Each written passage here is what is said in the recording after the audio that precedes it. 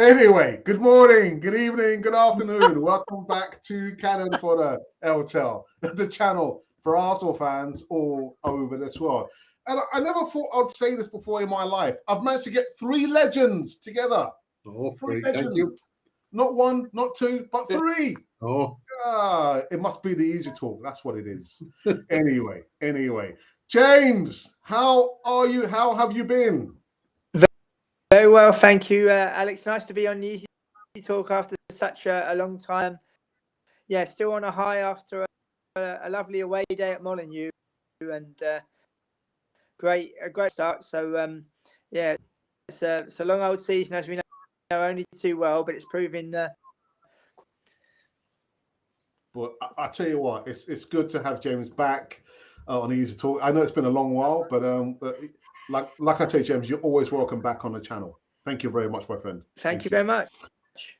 And we go to his left, Tim. How have you been, sir? I've been fine. I was really enjoying it, and I've kind of been, Joe, doing a bit of kind of as Terry will testify, or Joe, I love the old coaching stuff and development, and that kind of thing, and like it's just been spectacular. Like as I read, one person said during the week that Arteta has stepped out of Pep Guardiola's shadow. Like now, it's you're still. Actually, Terry, I met our local celebrity Arsenal supporter getting chips the other week, Dermot, and he said, and I was telling him, well, we're guaranteed to be number one nearly for New Year's because you have 5 points, so it'll take a couple of matches to bring you back, even if you have a terrible start. But anyway, no, going back to things, yeah. So it's been very good. The coaching side of it is really interesting to watch, and like their use of players and development of the squad, and like the culture thing is just it's really interesting, really interesting. Tim, quick question. Yeah. Oh, your phone is ringing. Yeah. And it's Edu. They need a coach for the academy. Oh, you're very good. Do you take the job? Oh, geez, yeah. Sure, like you're working with the best. You're working with the best players in the best facilities. Like, I mean, I was outside actually there earlier. I was watching two things actually. I was watching a thing on Robert Perez, and I thought of actually kind of Martin Odegaard, but Perez was described as the oil that made the engine move, like as in like they had the Henrys and the Patrick Vieiras and Sol Campbells, but he was that little bit of fluidity, that kind of. And Martin Odegaard I watched Martin Odegaard last night. Ireland were playing Norway, or like you really have to see him at international level to see how good. But sometimes the Premier League is so high tempo, the quality is fairly high. Sometimes you forget. Like he was making a mockery of Irish midfield, like his touch and his balance and his work rate and this kind of quiff he has. I kind of didn't realize it. Mother of Divine, he was just destroying him, like up and down the field, and he was like playing a different sport. He's an excellent player, so I kind of thought of him. Yeah, but like a coaching job at Arsenal now is the ultimate coaching job, and I'm probably going to preempt you now, but the whole like as we've seen Ronaldo and all that culture. Like, I mean, Arsenal have addressed those issues. Ozil, gone. Aubameyang, gone. And, like, the big question and the big failure, like, I mean, don't get me wrong, I'm very positive about Arsenal. I'm very positive about Arteta, and I think we're on a real solid footing moving forward. But last January, very stagnant. So no signing at all, really. And no sign. And next thing we missed out on Champions League. So look, that's 12 months ago, and we're 12 months older, and everyone's a bit older. So hopefully we'll be wiser going forward. Yeah. James, the phone rings. It's Arsenal. It's Richard Garlick. He wants to offer you a job. Do you take it? Well, you can't turn it down to work in professional football. I mean, the highlight of my year was being interviewed by Charlton. That remains the highlight of my year. I was athletic for the general manager's job at the Charlton Athletic women's team. I didn't make it, but delighted for. So if you get the opportunity to work in professional football, you can't turn it down.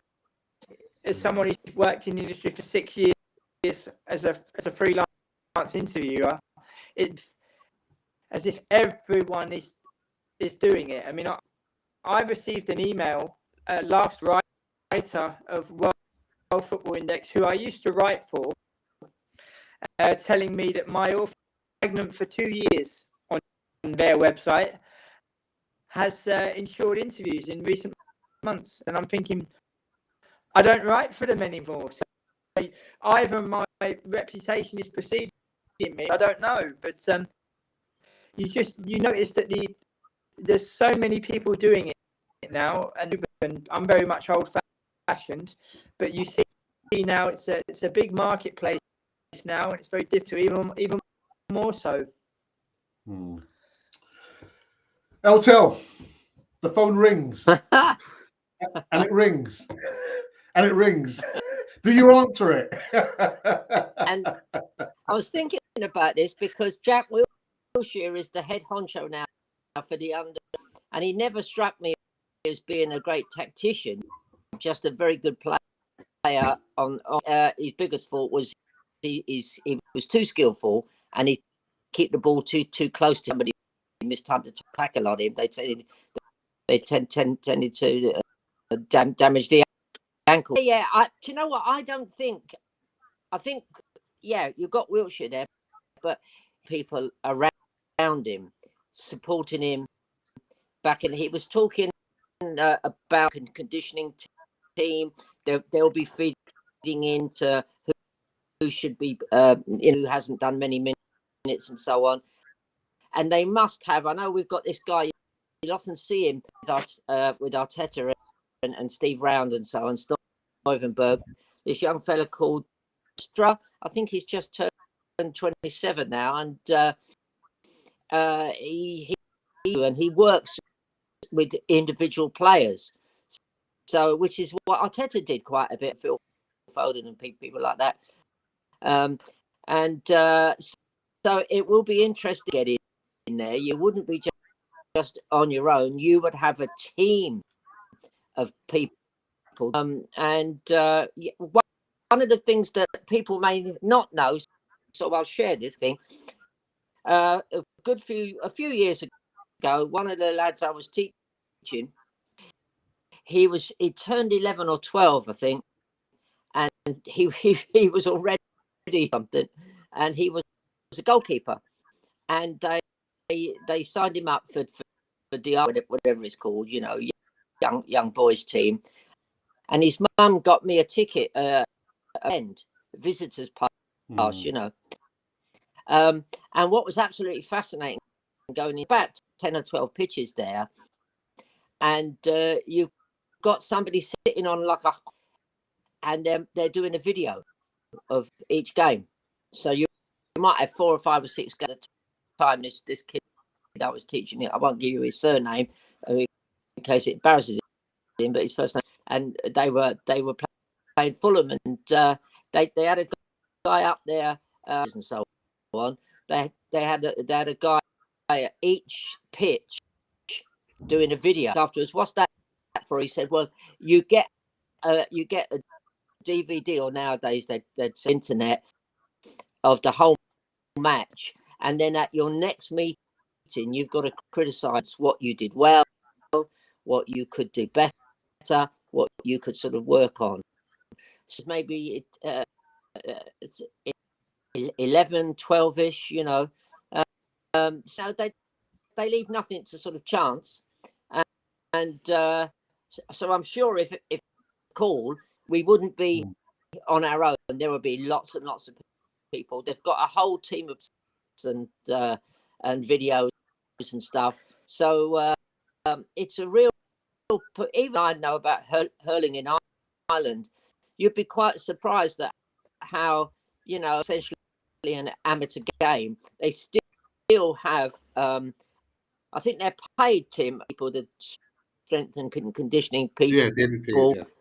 Yeah, doctor and all those people. If they can do that in like an amateur game called hurling or Gaelic football as well, big clubs like Arsenal, it must be a massive backroom team.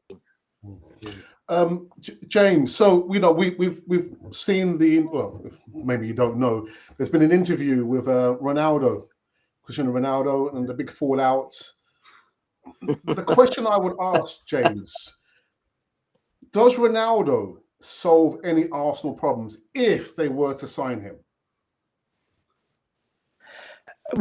Well, Tim makes a great point about signing in January.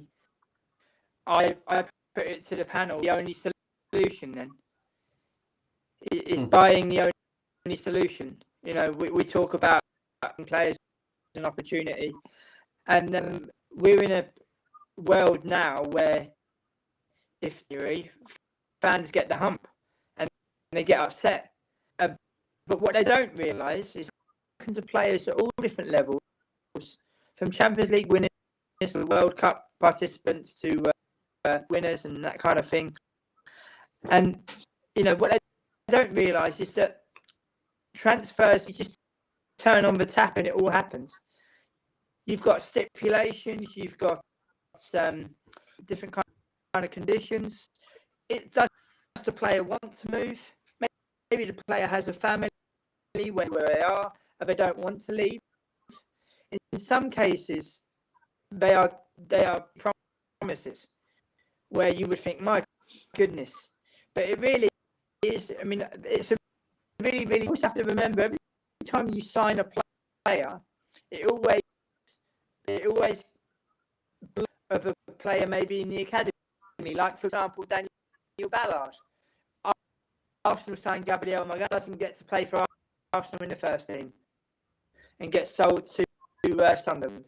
So you have to be very just think that buying isn't always the only solution. I mean, I'm delighted with the position. Wonderful to be top. It's wonderful to be 5 points clear, but the fact remains is we've got to win.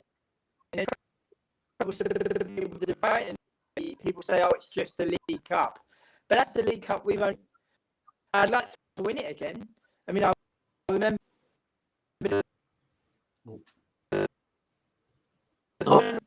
against and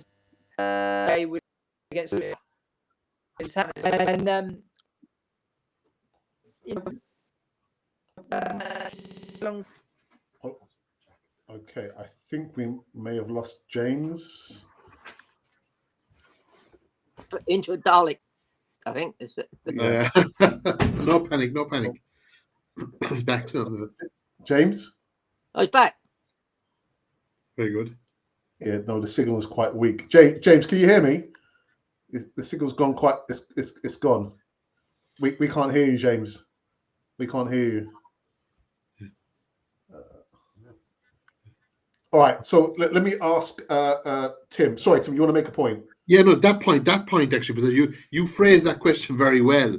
Does he offer something? He does, but the thing is, there's so much he does. He brings he's not going to come to Arsenal because Arsenal don't want that type of player. But the one that you opened up of the way you phrased it was very interesting because he does offer aerial ability in the box. So he was, this hang time he has, that's the only skill he had. But that comes at way to be easier. I'd prefer to go to Real Madrid and see who to get Benzema. Do you know what I mean? He's kind of that. No, he's not worth it. But he does highlight a weakness. Now, I did read something during the week that people said Gabriel Jesus, that he has his movement out of the box. And supposedly he's had more touches in the box actually than Lacazette had all of last year. So that's a good already.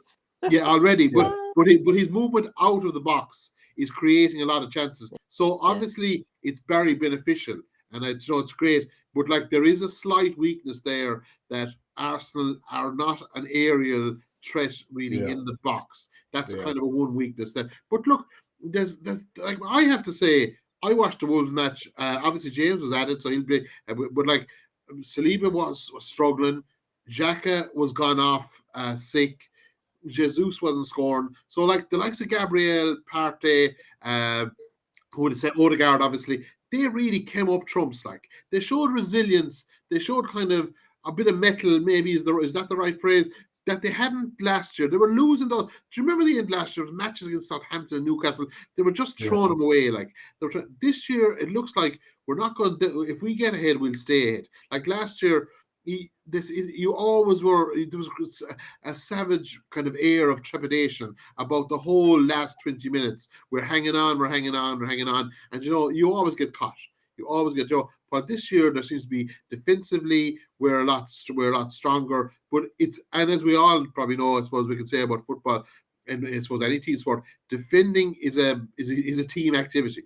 So you can have attacking can be an individual thing. Saka or Jesus or Joe at international level, these big stars can create a chance out of nothing. But defending is often reflective of the morale or of the culture that everyone creates, is willing to put a press in, put a stop in, make those runs. So I was very impressed in Molyneux at the Wolves match for Gabriel in particular. But as our defensive structure, when Saliba, who, let's be honest, is an excellent player. He really looks to be but he has bad match. He's young. He was playing in a league that wasn't as competitive and definitely wasn't as high tempo. Actually, I was watching a preview for Ghana earlier, and you remember the player from West Ham, Palston. You know, he was from Ghana anyway, and he was talking about like that when he came from, I think it was Tel Aviv, or after the 2006 World Cup, he couldn't get over of the speed of the Premier League, and it's worse. It's got like it's higher tempo again. It's moved on like so.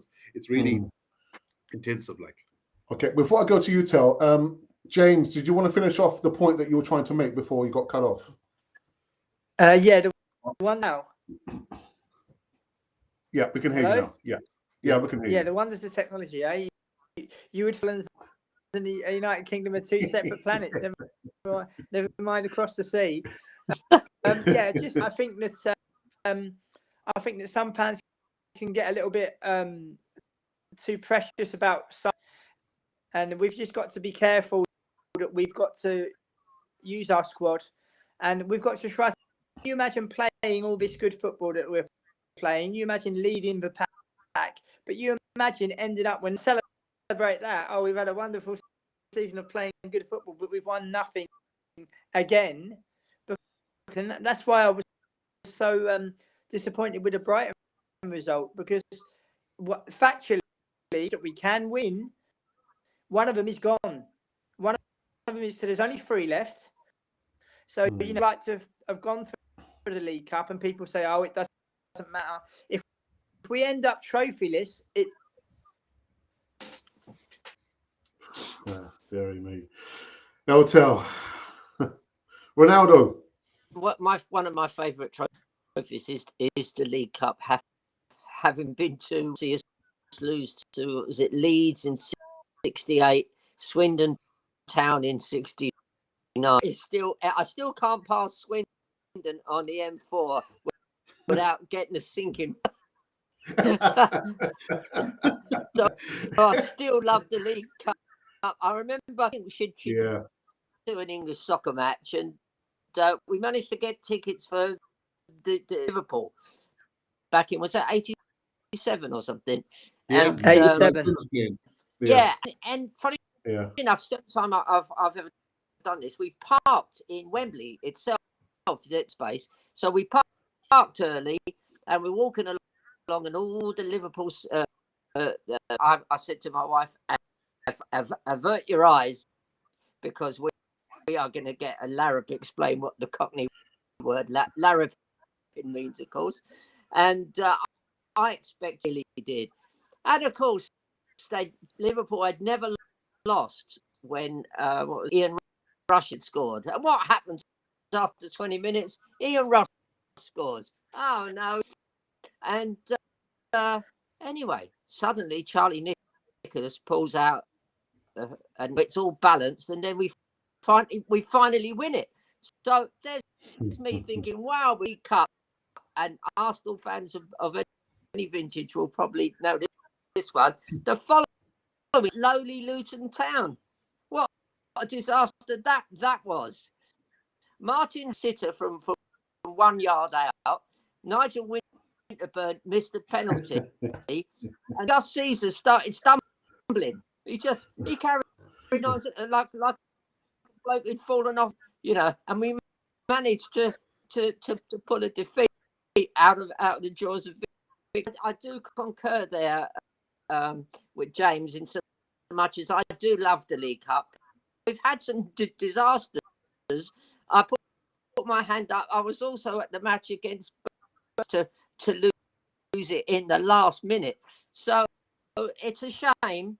But then you look at the other side of it. Do you remember remember, I can't think what year it was, when we got to a Cup Winners' Cup final, and in the space of 6 days, we managed to lose both. And played Mario Campes a lot, the Argentinian guy. We played blinders. Some people say that's because we were stretched too thinly. So, you know. But just to the main point about Ronaldo, if we were to sign a Ronaldo, would he solve? You're not getting away with it. Does he solve any problems? No. I'd meet him at Heathrow wherever he arrives in, and I'd turn him around and say, "Go back. We've had enough." As Wenger said, we make superstars. We don't buy superstars. Of course, he has. He's been arguably the best player the world has ever seen. I'm in the top 5, you know. But he's now an unruly. He's going to destroy his reputation, which is a shame. And he must be in the dressing room. There's no iron team is the famous quote. Back, send him off somewhere, anywhere. Yeah.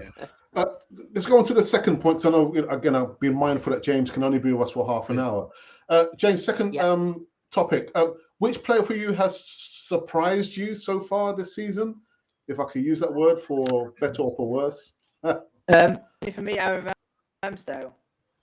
I've been surprised. I've been fortunate to be at quite a few games this season. Made some important saves against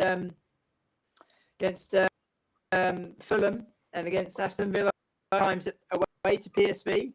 But he has surprised me by making good saves at important times.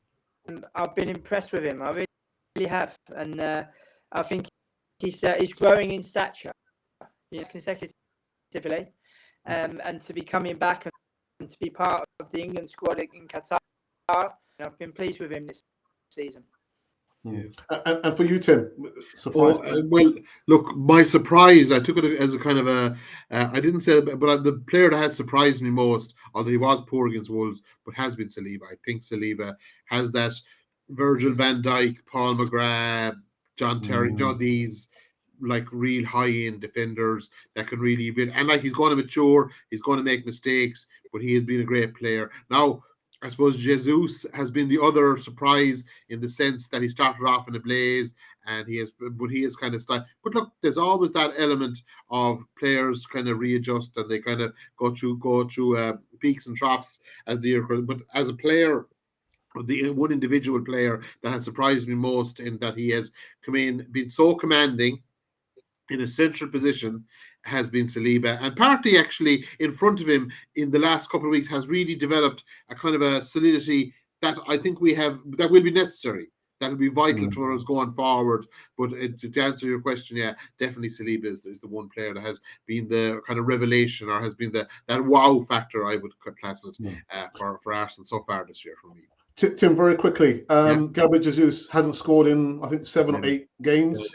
Does that worry? That worries me a little bit. I have to say that worries me a little bit, because I genuinely think that and I felt the last day against Wolves that he got a couple of chances that were, and he kind of panicked, and he's it's obviously in his head now, and he kind of will worry, and that's the worst of it. The longer it's in your head, the longer it goes. Now, of course, the World Cup for him could be a great stress reliever. He could come back, like he's one of the, he could be win the World Cup, like he could be the star of the World Cup. So there's no fear from that point of view. But he will come back and he will be reminded of it. But ultimately, I suppose we're playing this, as Terry always highlights, these 5-man kind of attacking thing with we'll say Martinelli and Saka being joined by Odegaard and Xhaka. That I suppose the opportunities are more kind of fluid, and who gets in the end of it isn't maybe as traditional as you would normally say. But look, I would be a little bit concerned for him from a point of view of his own just kind of confidence, but he is a quality player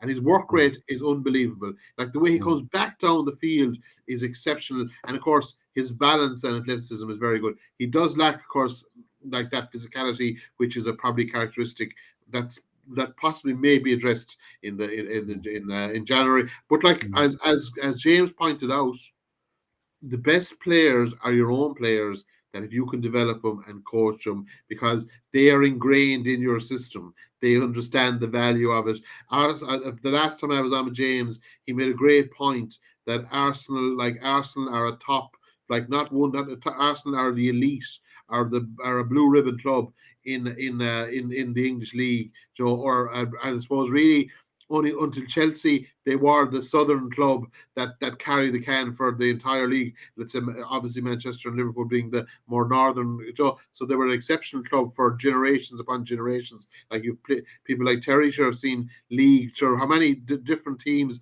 multiple generations of teams come through. So that point of view, if you could bring a player through your youth system that was exposed to that from 14, 15, he would probably get a bigger buy-in, and ultimately that because when they cross the white line, the coaching is over. They have to take it on, and then what you've ingrained in them, then hopefully will take on. Okay, so that's my point. Let me go to James for a quick tell. So James, again, Gabriel Jesus not scoring goals, and he seems to be given a little of a free pass. Are we worried about Gabriel Jesus not scoring, James? We shouldn't be, because you look at his assists as well. His assist for the goal in the Nottingham Forest game was nothing short of incredible. It's one of the, especially live. He's not just scoring goals; he's also creating goals, and you also hit the bar at Molyneux. But I think we will be welcoming him and Gabriel Martinelli back as Boxing Day, and that should give them more confidence. He does a lot, great presence, and his strength, as alluded to earlier, his strength is nothing short. We'd be happy with him. We can't expect too much. You can't have goal after goal after goal, assist. If that was the case, he'd have never left Man City. So we've got to be happy with what we've got, and we've got to give him as much support as we can, because he's added a new dynamic. Long may it continue. Yeah. James, do you have to go? Do you have to depart now? It's 28 minutes. I just wanted to make two final points. One of them was you mentioned about Adu, to see how that would pan out, because it's one thing to arrange him. It's another thing to be a sporting director of one of the biggest clubs in England. So it's in terms of January signings, the name that I will mention, I wager, and maybe the guys on the panel, you might not have heard of him, but I think he's brilliant, is Mykhaylo, and he plays for Rennes in France. And I first saw him play against Arsenal and 19 when we played them in the Europa League, and he scored that third goal, which his crossing ability is as accurate as they come, and free kicks. He's always giving assists. Rennes, lots of people are sleeping on Rennes very much of Frankfurt, where they're coming up, and because they're not fashionable, because it's not Marseille, people are saying, "Oh, maybe they're not that good." They are very good, and for bench and attacking midfielder, he can play both positions, and he came for the youth set up at Lens. You're not a bad player, are you? Leicester City could have signed him in €1 million. If I was a millionaire, I'd give Arsenal the 8 million to sign him. He's that gesture. I don't think we should go gun ho in January, but if we can pick up, I will be a very happy man. He's the number 14 for Rennes. Okay, fantastic. Well, listen, James, again, you're always welcome, my friend, to grace us with your appearance on Canon 4 TV. Thank you. And hopefully we'll see you very, very soon, James. Thank you very much. Thank you. Thank you very much for the kind words, and Terry as well as yourself. Great points made by all. I hope everybody enjoyed it. Soon. Brilliant. Right, James, take care. This will be very, very soon, James. Very good. So for you, Tel, are we worried? Should we be worried about Gabriel Jesus?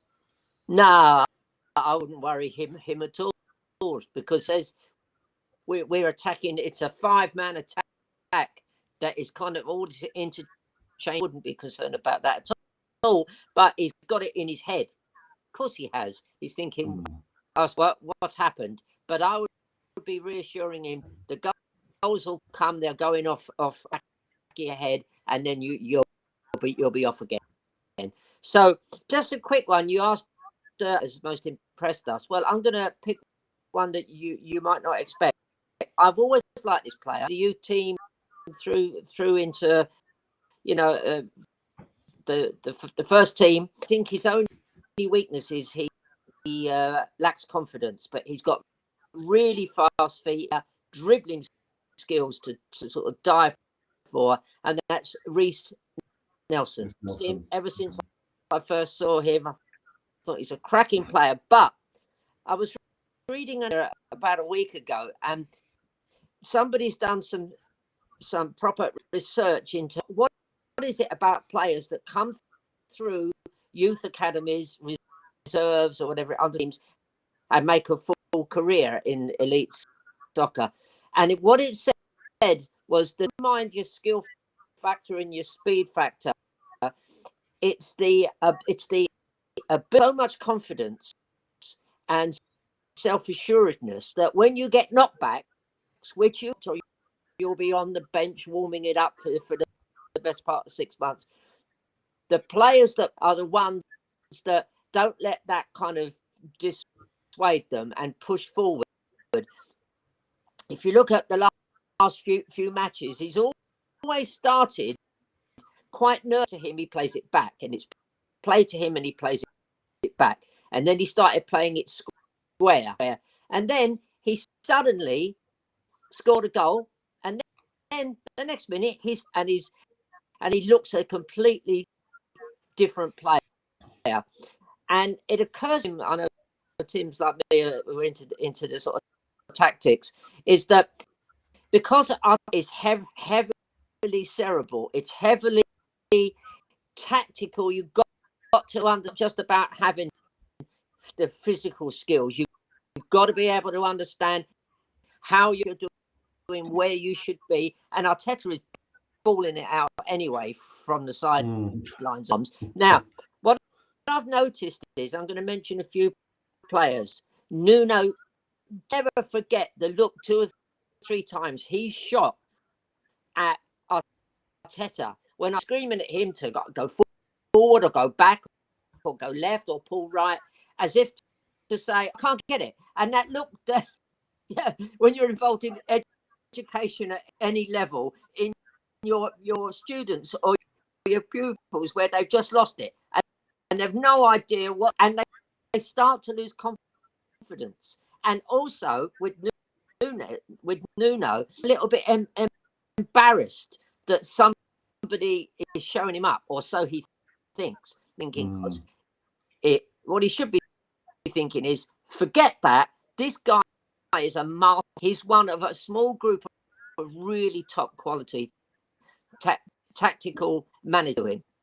Don't worry about your self pride or whatever it is. I felt the same about Sambi, but a lot of people forget Sambi Lokonga was now Belgium are probably going to have quite a good World Cup coming up.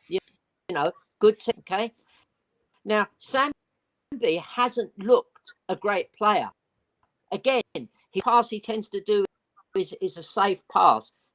That's not the Sambi that.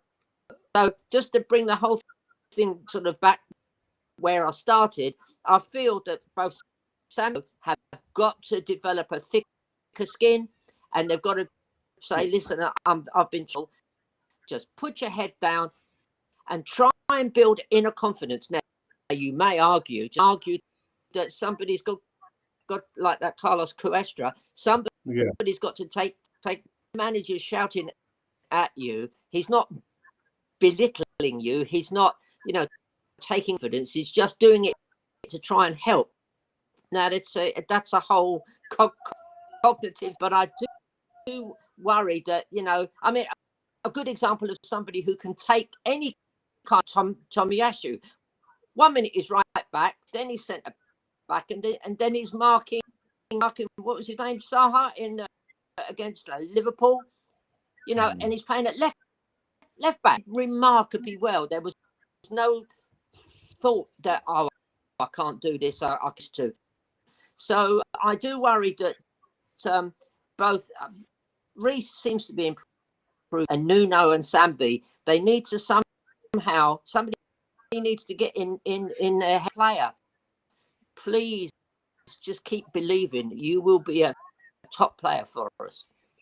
But Tim, with modern day footballers, they've got nutritionists, Yes. sports psychologists, and as Terry just mentioned there, Carlos Cuesta, he's like an assistant coach who does one-to-one. Life coach, whatever we call him. Yeah. So is with Reece Nelson, is it a confidence problem?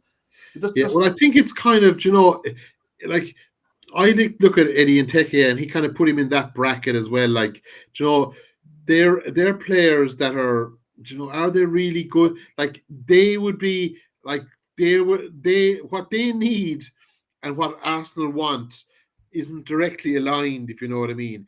Eddie Nketiah, he probably needs, and Reece Nelson needs 5 games uninterrupted, and then you'll move him up along his general performance. Arsenal need a player to play 20 minutes at the end of every second match. And do you know what I mean? It's hard to build up momentum. You're kind of coming on. You're expected to perform. But that's the whole hothouse culture that the top clubs have.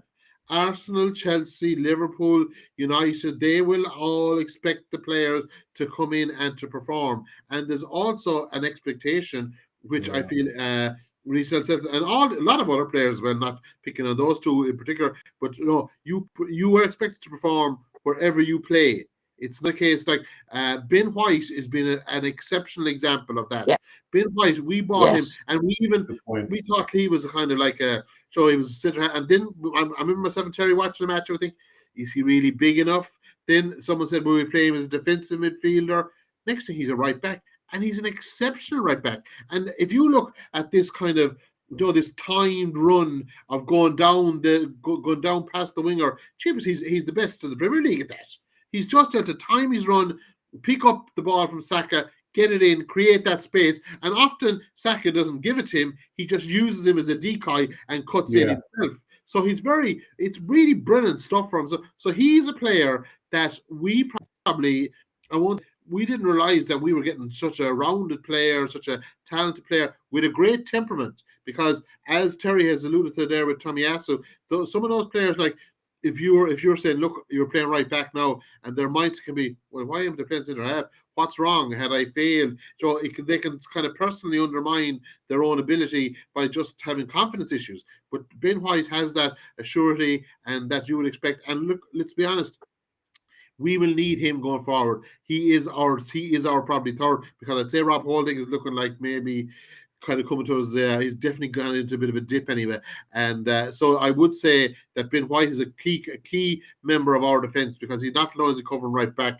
but he probably is our replacement centre back as well if an issue arose there at some point this season. So look, Arsenal have produced a very, very strong team, and the players and the standard and that hothouse culture, which, by the way, is the most important thing that Arteta has created. He has created a mindset that you can get better, you will perform. There's an expectation on you to actually deliver, from the like the famous trade. I shouldn't say, but the famous. I remember when I was coaching adult team, and there was the odd star here and there, and a guy I had working with me said one time, they said, "Oh, he's Tarzan on Tuesday and he's Jane on Saturday." So that mentality, that mentality is not in Arsenal. The expectation is what you do on Tuesday, you bring to yourself, and it's a personal responsibility. And look, really, we have to look at it as they are now the main contenders. So it's between Man City and Arsenal for the league. Like, Newcastle, I suppose, I don't know, Spurs. I think none of them. Liverpool are going backwards. I think it's down to 2 teams, and of course a good run. And next thing, Pep will be distracted by the Champions League. I believe he wants to win this Champions League, and that could open that half a window that Arsenal just need to get a bit ahead. Okay. Tim, very quickly. So, with the elite mentality that a team would need, would you be open to selling Reece Nelson? See, I don't think they'll be. I said, well, if you said this to me, I would have said a month ago, even, yeah, sell him. I don't think he adds value. But last week, I was reading that, or even this recently, I don't know when it was, that they believe that one of their signings is going to be a winger. They feel that I think Arsenal need a defensive midfielder is the major signing, and a bit of physicality up front. I do not see a need for another Arsenal winger. I don't think it's gone. That thing to me is not vital, if you know what I mean. While Arsenal, if they got, because what they're doing with Xhaka and this pivot thing with Partey, that looks great until one of them gets injured. And like, you're going off to a World Cup now. I didn't realize that Ghana were in the latter stages of the World Cup in 2010. Ghana are a team that he could end up playing a lot of football. Everyone in Ireland, by the way, is supporting Ghana because Chris Hughton is an assistant coach. But anyway, that's it. So that kind of you want to be very careful. You need your backup players, and you need them. You need to be able to bring them in, and they need to be performing. And there is a definite learning curve associated with the Premier League. The speed of the game is critical. The whole kind of how would I say, physicality. And I remember Tommy Asu last year, was it against Leicester or Wolves, I think, or no, sorry, Everton, I should say, above, and he got a tackle out, and it was nearly a stamp, to be honest. But I remember it was a very heavy tackle. I remember that. Remember that? It was a savage tackle. I remember he was kind of thinking, "What the hell am I playing here? Like, is this rugby?" Like, they were coming at him in all angles, and there was no expectation. The expectation was get up and keep going, and like it is a very physical game. Mm-hmm. Let me go into the live chat for the first time, maybe the last time actually.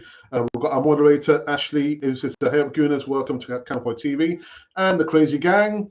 We've got the First Lady, and she says, "Evening, my moderator and canon for the crew." And in regards to Ronaldo, Arsenal, no, I agree. Best player in the world. Yeah. Thank you, Reece Nelson. We've got a newbie. Is that Demo Dennis? This is a top fan following from Kampala. And what else do we have here? And it says Ben is our unsung hero. I will probably agree with that, actually. Yeah. And we've got another moderator in Tony. Tony, good evening to you. It says good evening all. Some news hot off the press. This gentleman over here has a new job. He's got a new job. New sporting director. What's going on? Yeah. Well, I think he's done. He's learned on the job because he had quite a different job for the. And yes, he made the odd Rick when he first started, but now the guys that we're doing are looking really good. You know, think of Tommy Asu, these lads coming through, and we're tending to buy players at 25. So yeah, I mean, Arsenal obviously are a bit worried in case he gets by Barcelona or somewhere, or Porto. I mean, he's fluent in Portuguese, Spanish too. So they're just making sure that they're obviously as well that Edu and Arteta are a good team. It just makes sure that we've got everybody. And apparently they've almost got Saka a contract as well. Apparently he's been telling his back agent have been telling all his sponsors that the deal's almost done. So that's Tim. Yeah. Well, Well, sure, he's great for him point of view, but as we all know, well, particularly this week, actually, I was reading a bit about Liverpool, and obviously it's the will he get the money? Like, will he, Yeah. will the LA Rams owners give him the money? Not the ones that bought the windows for the church in Scariff now, Terry, the present Yeah. LA Rams, yeah. But anyway, but will they release? Will they give him the cash? Because it is the time to push on. Now is the time. I mean, people are saying, "Oh, Arsenal are young next year." No, there is no next year. You take it when it's in front of you, Yeah. because Newcastle are going to come. There could be Chelsea could come back. Do you know what I mean? There's a lot of possibilities. And like Liverpool, of course, the Liverpool thing is just crazy. Supposedly 2 billion. Oh, he'd settle for that. Of course, he'd settle for that. But like, yeah. But like the idea is that now, if you give money and you could pull it off, and that would really give Arsenal, a real good foothold for the next generation, because 24 and a half, I think, is the average age. So you could say every one of those players has 5-6 years in him of good quality football, and if they won something early in their careers, you'd never know. They could create, it could be like Arsenal 98, because if you remember now, I know the 98 team versus maybe the Invincibles in 04, there was a lot of transition, but there was also a certain amount of, it was slow transition. It wasn't like a clean out. They were able to bring players in, and when you're bringing players in to a winning mentality, a winning culture, it's much easier than bringing players on the promise of, oh yeah, we're going to do this, we're going to that. Although I have to, the one thing, it's hard to believe like that. I'd be interested to see how Unai Emery does it at Aston Villa. There, I'd forgotten about that he was at PSG as well. Before, but like literally, Arsenal replaced him with an assistant coach from Man City. And next thing, he took off. Like, now, and it's a revelation. And like, they did back him. I know, not to the Newcastle level of backing it, but see, but they did give him money. Like, he spent money on Ben White, Ramsdale last season. He spent money on Zinchenko and Jesus this year. He even spent, what's his name, was 32 million. Fabio Vieira was 32 million. I think I must go back and check that again, because I couldn't believe when I heard that during the week that he cost that much. But now look, he could prove to be a very good player. Yes, I wouldn't rule him out. But they have given him a certain amount of financial backing. But the thing is, you are competing in a league where the attrition rates, or the injuries, that you need these players coming in. They need to be fresh coming in, and there's definitely have to be like a developmental step forward. I'm not saying, like James made a point, it was a very good point, that you can't all be about buying either. You have to try and develop the players that you have in your squad, but there will have to be some transition in kind of when they kick back in St. Stephen's and January. January looks like, I was looking at the fixtures there, but it's a savage. There's some very big fixtures for Arsenal in January. Like, if Arsenal are top in the 1st of February, they have a great chance. Like, look, yeah, it is unbelievable. Look, Newcastle, Spurs, and Man United.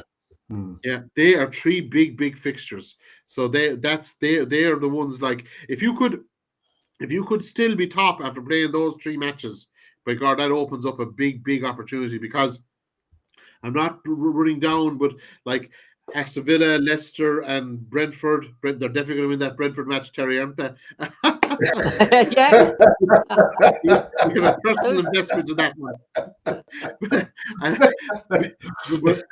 But anyway, moving back to things more practical. But like, if they were going into those matches with top of the league, you never know where it'd be. And like you say, you're into the European knockout stages at that. People, other coaches get fascinated with these things. And like, Pep, I saw something, he said, oh, Man City is his last big project. Well, what I heard was Man City is the last chance I'll have to win the Yeah. Tell, anything you want to say before we end the show? Tell. Well, yeah, I mean, I'm sure Arteta is doing this, and Edu. I'm sure they've realised that key player. He's 29. He has been in. He had a run in almost no injuries, and then he had a series of injuries. I think he was at the pace of the EPL. Now, if I've been watching him carefully, he doesn't stray centre spot. He's the conductor. He directs the sort of traffic and so on.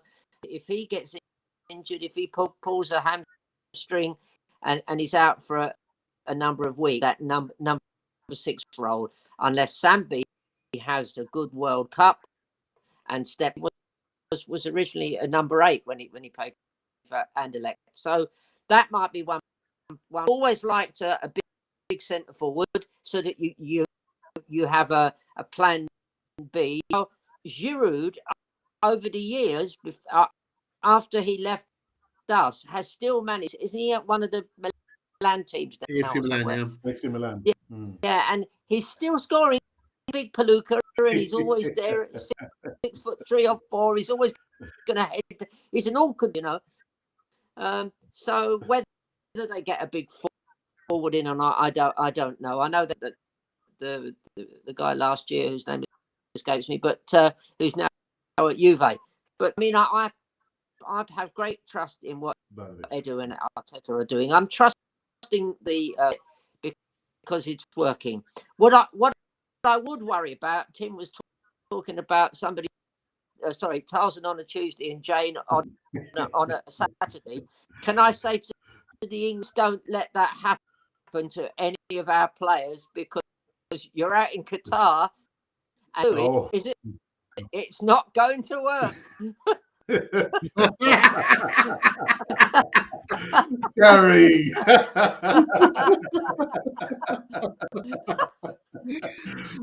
anyway, there's one more comment in the live chat. It comes from the Assemble, and he says, "Good evening, gentlemen. He has taken Arsenal this far. Obviously, he knows something the fan base doesn't. So, personally, I'll wait until the end of the season. All will be revealed then." We're gonna win. We've got to win some silverware. That is the big thing. The big thing is to win silverware, and I think as the a vital fixture for Arsenal was that they avoided that round of 16 thing in Europe. Yeah. So at least they've progressed to over one round of that. There's the FA Cup to come, and of course, there's the big. We're still, like I said, we're out in front. When you're in front, you have to be caught. So, Arsenal are interested. But if they did win something, it would be brilliant, because it's funny. I was sent a picture to Terry there, of a young, very young Niall Quinn playing for in an All Ireland under 18 hurling final. But I remember he went on and he was beaten in that. I think it was 81 or 82, and he went on and he was. But that year that he won that League Cup in '87 against Liverpool, wasn't, I think, and with the guys that beat him that final, they won the hurling on Senior All Ireland, about 5 of them. So it's remarkable. You only have that window. Time waits for no person. You're physically. Yeah. I actually saw a thing tonight of Alan Shearer, just his first. It was just a few clips of his first match for Blackburn. And he got this goal. He got 2 goals. He definitely got one anyway. I think he got 2 actually. And with his frame, the most noticeable part of him was he had this colossal frame. Now, he hadn't filled out muscular, but he was some athlete. The power of him was unnatural. And that is genetic. That is, your metabolism. You can only operate in that window for so long. And that's where I feel Arsenal are kind of, some of their players are coming into that. And on the preview of the Ghana match, one of the coaches, not Chris Hughton actually, he was the one I was waiting to see, but one of the other coaches spoke about Partey as being a big leader for them. He's a big player for them, a big leader within the thing. And he said he's not vociferous in the dressing room or anything, but his leadership is work rate and honesty. And he really has become a very, very strong defensive midfielder coming out with the ball. And this 5-man attack and this kind of Martinelli and Xhaka just swapping over on the left, and like I said, Ben White going down the right, all that movement, he facilitates a lot of that. As the saying goes, when you have someone at home, they're covering off the centre, you look very solid, then it creates an atmosphere for other players to go forward and obviously create these overlaps or create decoy runs for the Sakas, the Martinellis, and obviously Jesus as well. Okay, so I feel he's a vital cog, all right. Okay, and I think make it very quick, if you want to end the show, Till. It's worth saying that can Arsenal keep this going. I think Yeah. they can, because they understand what Arteta ball's working. The only worry is injuries, and that's the only caveat. Yeah. And that's it. That's it. We have come to an end on this Easy Talk. I've got 3 legends on this one show. I'm so happy. Off my bucket list, 3 legends. Thank you, guys. Thank you. LTL, good to see you back. Looking so healthy and mischievous as usual. Yeah, why not? And Tim, we hope to see you over here in the UK. Oh, I tell you, we'll be Brentford. Here we come. Hey! I was telling Ty that I said that would be a London derby. And he's kind of, would it? Oh, I said it would definitely be a London derby. Oh yeah, not North London, but a London derby. We'll have to meet up when you're over anyway. Yeah, well, very good, very good. Definitely. Hopefully that'd be great. And that is it. The next time you will see me on Canon 4 TV will be next Monday. I'm giving myself a break. And actually, talking about breaks, this is the last talk before the World Cup. Yeah, it's going to be a long break. The World Cup. I don't want to get all political, but it'll be the last Easy Talk before actually the World Cup kicks in. And I'm not going to say whether it's coming home. Is it coming home? I don't think so. No. I don't think so. Anyhow, this has been Canon Fodder, the channel for Arsenal fans all over this world.